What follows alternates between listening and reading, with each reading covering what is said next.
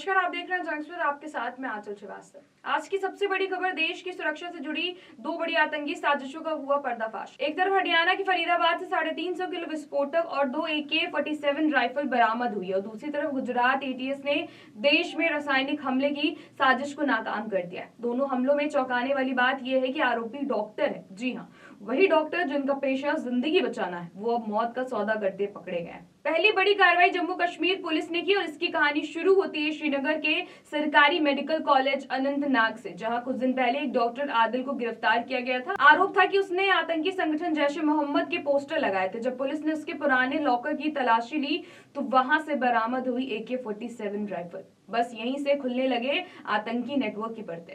Doctor Adil से पूछताछ से सामने आया है कि एक और नाम, दूसरा डॉक्टर जो इस साजिश में उसका साथी था। पुलिस ने जब इस डॉक्टर से पूछताछ की तो निशाना बना हरियाणा का फरीदाबाद। जम्मू कश्मीर पुलिस की टीम पहुंची फरीदाबाद के धौज इलाके में, जहां एक डॉक्टर के घर से बरामद हुए 350 किलो अमोनियम नाइट्रेट, 14 बैग विस्फोटक, 2 ऑटोमेटिक पिस्टल, 84 कारतूस और एक AK-47 राइफल।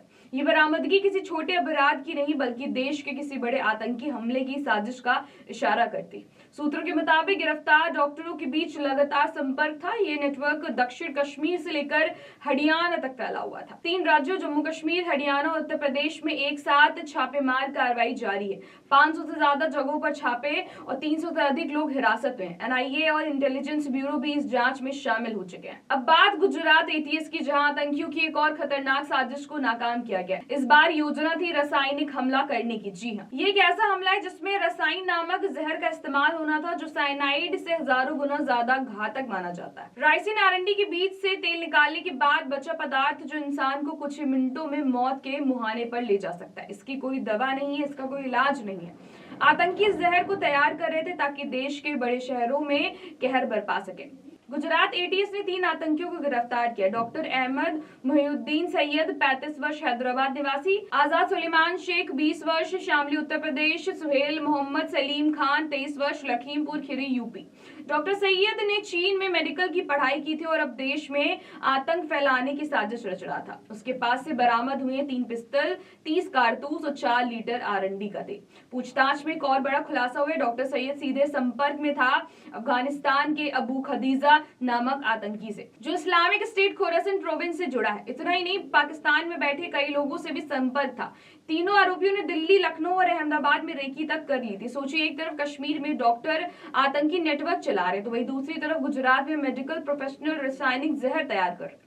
डॉक्टर जो जिंदगी बचाने की शपथ लेते हैं, वो अब मौत के सौदागर बन गया है। सवाल अब सिर्फ ये नहीं है कि ये डॉक्टर कौन है, बल्कि ये है कि कितनी गहराई तक पैठ बन चुका है ये आतंकी नेटवर्क हमारे संस्थानों में।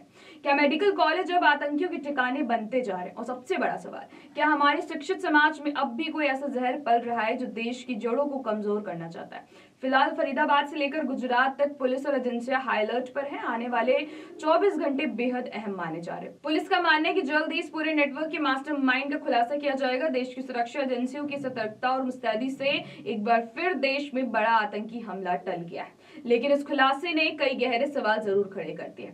तो ऐसी देश और दुनिया की बड़ी खबरों पर नजर रखने के लिए आप जुड़े रहिए जन एक्सप्रेस के साथ। नमस्कार।